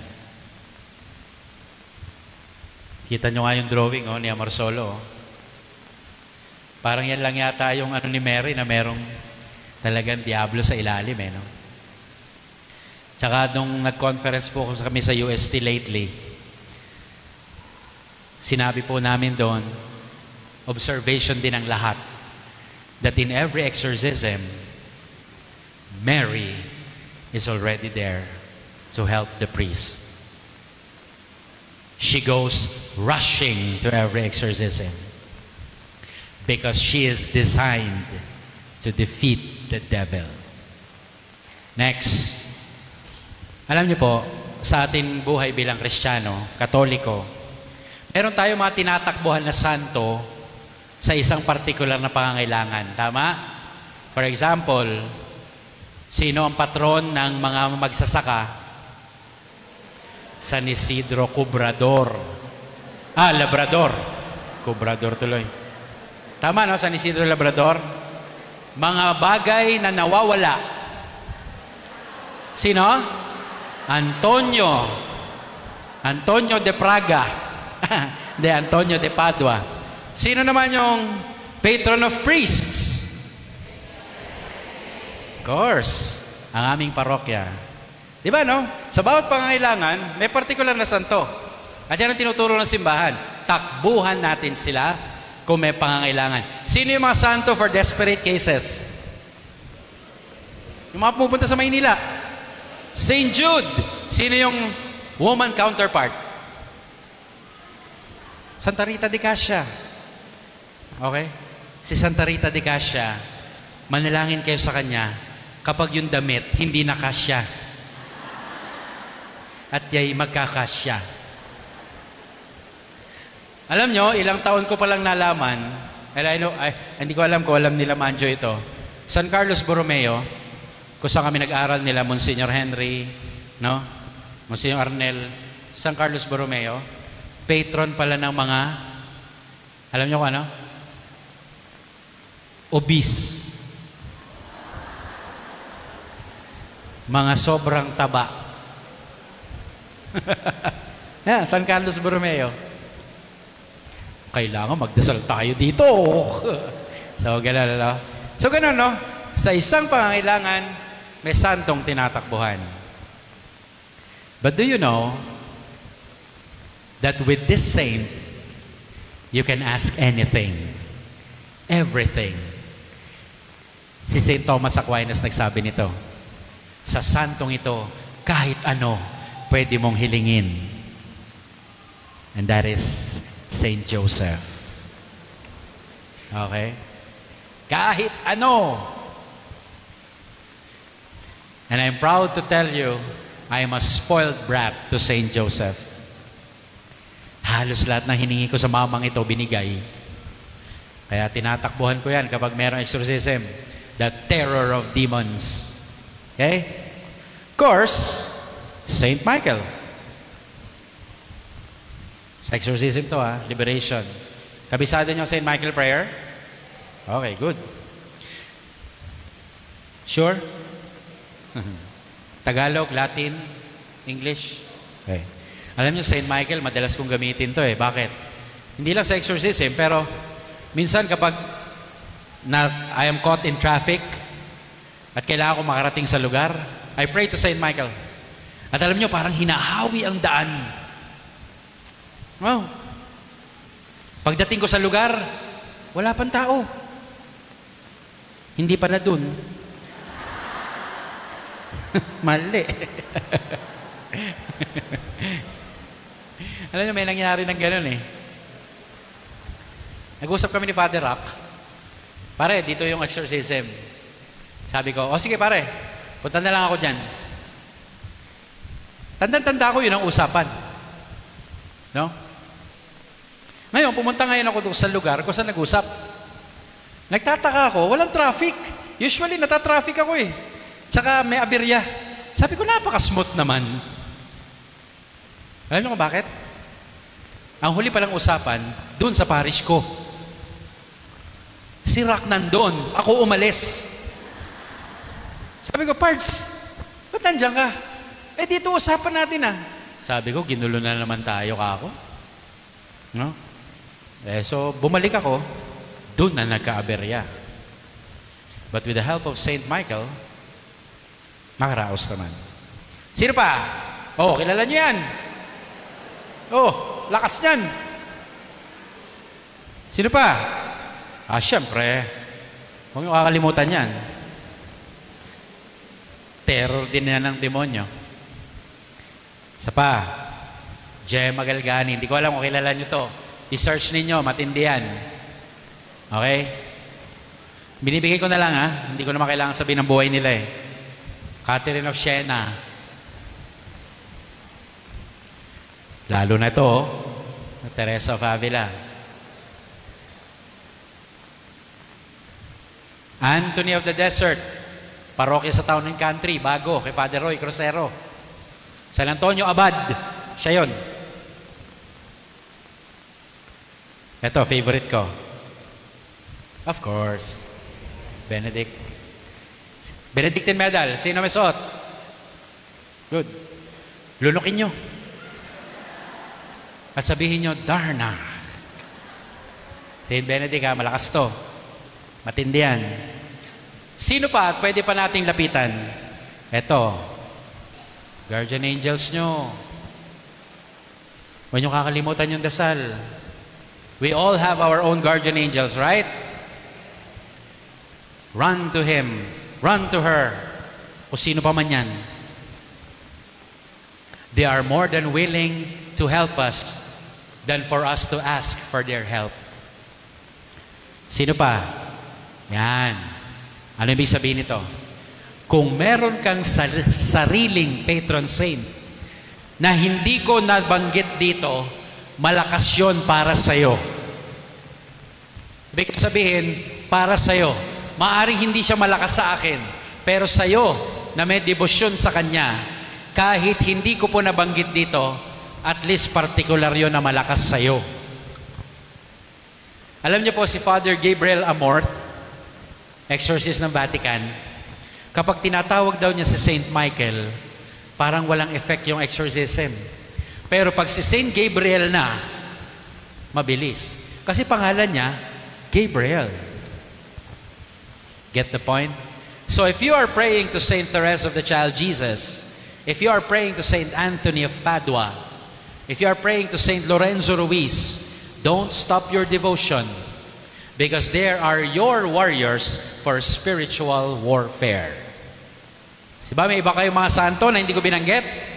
Santa Filomena. Matindi rin yan. Okay? Kaya huwag nyo ititigil ang pananalangin sa kanila. Sino pa ho santo nyo? Santa Mesa. Apat ang paa nun. Mga bata, Santa Claus. Sino pa? Meron pa ba? Wala na. Number 5, and finally, ay salamat, natapos din. Woo! Paano tayo mananalo? Sabi ng ilan, just ignore the devil and the devil will leave you alone. Pinicturean nyo na? O ulitin nyo yung picture. Wrong. Mali yan. Hindi totoo na wag mong galawin ng diablo, hindi ka rin gagalawin. Eto ang totoo. If you fight the devil, then the devil will be afraid of you. You want to learn how to fight? Mahina na. Ayaw na nila lumaban. You want to learn how to fight? Kasi po, nandito na rin lang kayo. This is what I promise you. Are you listening? This is what I promise you. Dahil nakinig kayo sa akin ngayon, and this will make you happy. After this, you are all targets of the devil. Yes. Be proud. Be proud. Sapagkat ang ginagambala ng diablo ay mga taong sa Diyos. Kapag ikay sa diablo na, hindi ka nagagambalain. Hindi ka na target. Bakit ka pa tatargetin? Sa kanya ka na. Pero kung sa Diyos ka, target ka talaga. Ngayon, natuto ka pa. Lumaban ka. Fight for the people at home. Ikaw yung umatende, pasensya ka. In-invite ako pasensya kayo. Handa na kayong lumaban. Tama? So we must have our weapons. I'll give you the swords. Okay? Kanina binanggit ko na yung shield eh. Ano? Simple lang, di ba? Dasal, kumpisal, mabuting asal, misa, komunyon. Shield nyo yun. Okay? Pero ito naman yung swords. At mamaya, bebless natin ang mga sacramentals nyo. Letter S, salt. Ito po ang mga bibigay ko, mga approve lang ng simbahan, ha? Wag kayo magdadagdag ng kung ano pa man. Wala ritong bawang tsaka buntot pagi, ha? Mga kasiraan na naman ang ulo yan. Kapapanood ninyo ng shake, rattle, and roll yan. Exercise blessed salt. Paano ginagamit? Sa bahay. Sprinkle nyo sa corners. Sa ilalim ng kama, pwede. Pag binabangungot yung tao, pwede. Kapag ikaw binabangungot minsan, kumurot ka ng kaunti, kainin mo. Pag matindi yung panaginip mo, 3 kilo, kainin mo. Hindi naman. Kurot lang. Kain. Dasal. Saint Michael, kay Maria, Angel of God. Yan ang mga dasal. Pag may mga nightmares, meron din dyan. Salt. It should be exorcised and blessed. Next. W. Ano yung W? Water. Preferably, tubig na naiinom. Exercise blessed. How do you use this? Pwede mong sprinkle sa bahay. Pag may bisita, alukin mo. Pag may affliction yan, hindi niya inumin yon. Yeah. May magpapabless ng water? Okay. Water. Next. Oil. Exercise blessed oil. Okay? Paano ginagamit? Trace the sign of the cross sa mga dingding, bintana, pinto, noo ng mga batang maliliit. Pagpalamura sa dila. Gawin nyo to sa bahay ninyo. Lagyan nyo yung bahay nyo ng salt, water, oil. Sinisiguro ko sa inyo, aalis ang masamang spirito. Makikita mo, nag-i-impake na ang biyanan mo. Hindi, may pupuntahan lang. Kayo naman, masyado naman kayo. Buti na lang, wala akong biyanan. Okay, yun ang oil, ha? R. Relics. Pero hindi lahat pwedeng magkaroon nito, ha? It must be for public veneration. But I, as an exorcist, I requested some priests para mabigyan po ako ng relic for exorcism. And by the grace of God, I was able to acquire a relic of Saint Padre Pio, yung kanyang dugo at tubig na nasa isang cloth. The skin of Saint Anthony of Padua, part of the body of Saint Gemma Galgani, of John Vianney, binigyan po ako ni Bishop Roberto, and the rock that came from the cave of Saint Michael where he appeared. So ginagamit ko po yon for exorcism. At any rate, kung wala po kayo nito, huwag kayong mag-alala. Okay lang? Huwag kayong kukurot sa biyanan nyo at relic yon. Hindi. D. Ito yung sinasabi ko po, na instead of mga pampaswerte, maglagay sa bahay ng mga devotional images or divine images. Like an image of a saint. Not necessarily Padre Pio, pero mga imahe ng mga banal sa tahanan. Imahe ng mga anghel. 3 lang na pangalan. Imahe ng Mahal na Birheng Maria. Parokyano kayo dito. Sana naman may larawan kayo sa bahay ng Our Lady of Light. No? Or kung hindi man, edi yung mga idol ninyong mga title ni Mary. Ako po, just a sharing, my favorite is Our Lady of Guadalupe. Okay? And of course, wag naman sanang mawala ang imahin ng Panginoong Jesus sa bahay nyo. Ha? Dami naman yan eh. Santo Niño, Divine Mercy. Meron doon ano? Sacred Heart, Christ the King. Yan.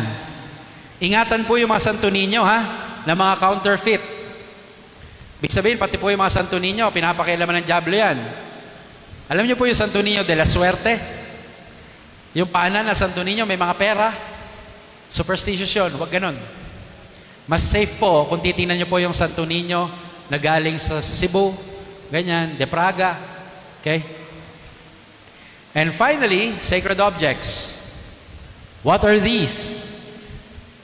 At ito po ang mga ilan sa pinapayagan ng simbahan lang. Of course, candles. Exorcise blessed candles. Incense. Hindi po yung pang-inchik ha. Alam niyo yung mga pula. Hindi yun ha. Superstitious yun. New Age yun. Ito, insenso ng simbahan. Ayan. Do you have that? Nakita niyo yung likod, may mga letters, no? Ano pa? Yan. Oh, may mga nagsusot niyan. Yan, 2 medalya na pinapayagan ng simbahan, ha? Benedictine and the Miraculous Medal. Scapular. Meron kayo suot? Okay. Rosary, syempre. I can't imagine a Catholic not owning a rosary. No? Sana naman kung kayo Katoliko, church worker pa, dapat meron kayong rosaryuhan. Okay? At hindi sinusuot yan, dinadasal yan. Yung iba, mga hip-hop sinusuot eh. Sabi ko, okay lang, sige, suot nyo. Basta magdarasal kayong gumagahama namin. Do you have Bible at home? The Word of God. Okay? May Bible kayo sa bahay? Malikabok? Yes daw. Sabi ko na, hindi binabasa eh. 2 lang naman ho ang Bible eh. Maalikabok para sa Katoliko at amoy kilikili para sa born again. Sila, kinakaipit dito yan eh. Sa atin, maalikabok. Bell. Ako po, mula nung nag-i-exorcist 10 years ago, tuwing December 31, pagkagat ng alas 12, after kneeling down before an image of the crucifix, I go around the convent and ring the bell. Matindi pong pangtaboy ng masamang spirito ang exorcised blessed bell. Di ba kayo nagtataka kung bakit ang mga simbahan may bell? Kasi, hindi lang ito pangtawag ng tao, pangtaboy din to ng masamang spirito. At yun ang prayer sa mga bells, na sa tuwing ito'y tutunog, ang lahat ng mga diablo sa paligid nito ay magkalasan at umalis. Kaya kung sa tunog na bell, naaasiwa ka, mag-isip-isip ka. Tumutunog ba bell dito? Yung mga malapit dito, baka nasabi, lakas naman ng bell na yon. Eh, tingnan mo, baka diablo ka. And of course, the crucifix. Wag na wag mawawala sana sa tahanan ng isang Katoliko, Kristiyano, ang crucifix. Alam niyo kung bakit? Sapagkat sa tuwing makikita mo ang crucifix, ito sana'y magpaalala ng iyong halaga. That is your tag price. What do you mean, Father? Di ba yung mga items sa grocery, may tag price yan eh. Ito ang kanyang halaga. Pero ikaw, yung banal na krus, ganyan kakahalaga. Sapagkat isang Diyos ang namatay para sa iyo. That's how precious you are. No? You get that? And so, the mission of every exorcism ministry is only one thing. Ano? Sumikat yung exorcist? Hindi. Ano? Na yung na-possess ay sabihin natin o na-oppress, na-infest For a time, pumunta lang doon para siya gumaling pansamantala? Hindi. The mission is this: to lead the victim back to God. Not to draw the person to the exorcist, but to lead that person back to God. Kasi, kaya na-afflict, kaya na-infest, kaya na-oppress, kaya na-obsess, kaya na-possess, kasi nawalay ang landas niya sa Diyos. Kailangan bumalik. At yan ang pakay ng exorcism ministry. Amen? And that in all things, God may be glorified. Palakpakan natin ang Panginoon.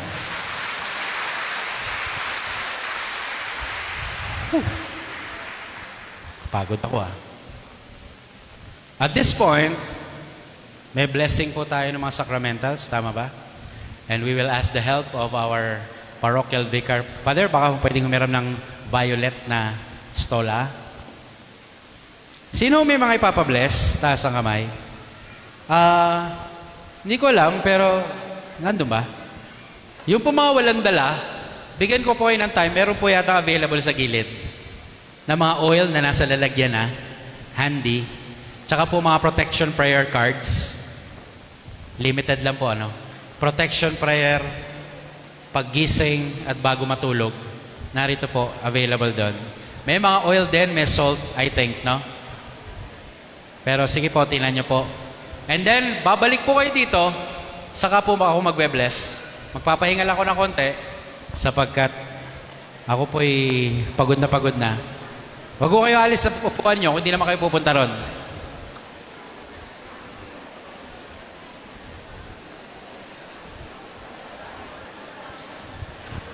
Balik ko kayo sa upuan nyo, Kasi doon po natin i-bless yan kahit sa mga upuan nyo na lang. Dali lang po.